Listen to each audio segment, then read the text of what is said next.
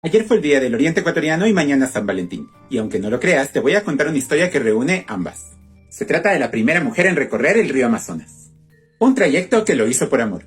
Resulta que entre las décadas de 1730 y 1740 estuvo en los territorios de la Real Audiencia de Quito la misión geodésica francesa para medir la línea del Ecuador, que estaba dirigida por el científico francés Louis Godin, en la que también vino su sobrino Louis Godin de Dieudonné, quien para ese entonces estaba alrededor de los 28 años de edad.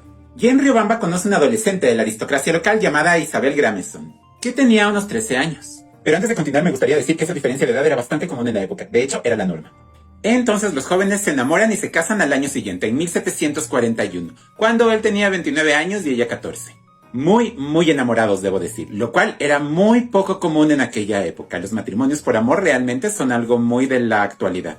Y aunque en un inicio habían decidido quedarse a vivir en Riobamba, para 1749 falleció el padre de Luis, así que este decidió viajar a Francia.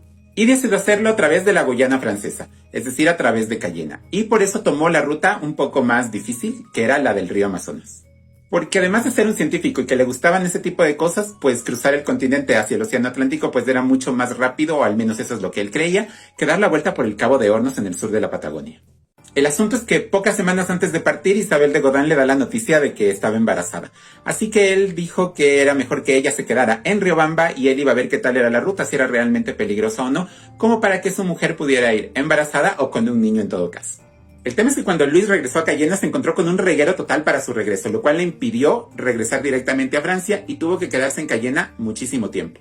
Para esto Isabel ya había dado a luz a una niña que meses más tarde murió de viruela lamentablemente.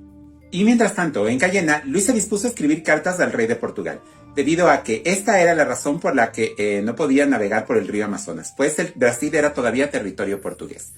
Finalmente tuvo que recurrir a su amigo La Condamine para que éste hablara directamente con el rey de Portugal y de esta manera se pudo lograr enviar un barco que recogiera a Isabel, y lo haría en las riberas del Amazonas.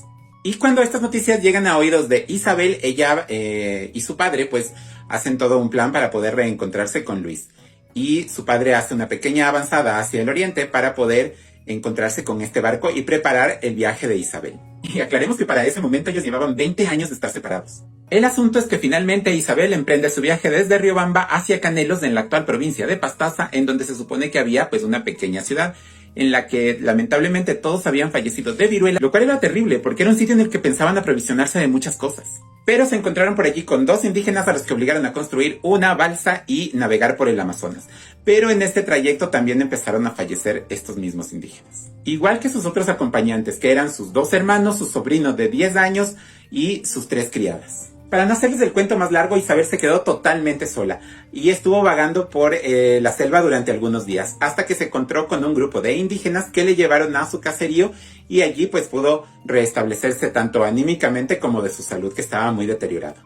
Allí envió una misiva a su esposo y a su padre, quienes ya la creían muerta, y finalmente, con ayuda de estos indígenas, llegó al barco en donde estaba esperándole su padre precisamente.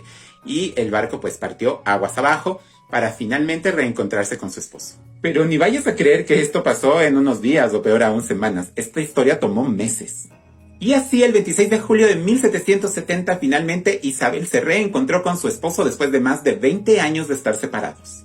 Se quedaron viviendo en Cayena durante 3 años hasta que finalmente en 1773 partieron hacia Europa, finalmente obtuvieron los permisos y lo lograron.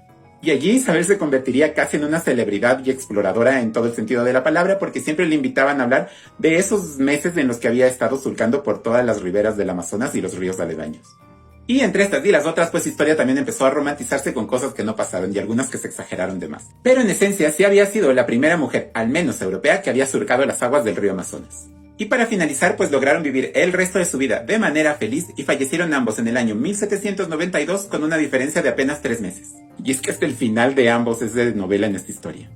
Y así ya conoces la historia de la riobambeña Isabel Grameson de Godin, en cuya persona se pueden unir el Día del Oriente Ecuatoriano, que se celebra los 12 de febrero, y también el Día del Amor y la Amistad, que se celebra el 14.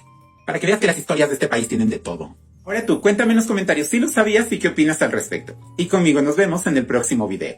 Un saludo para todos.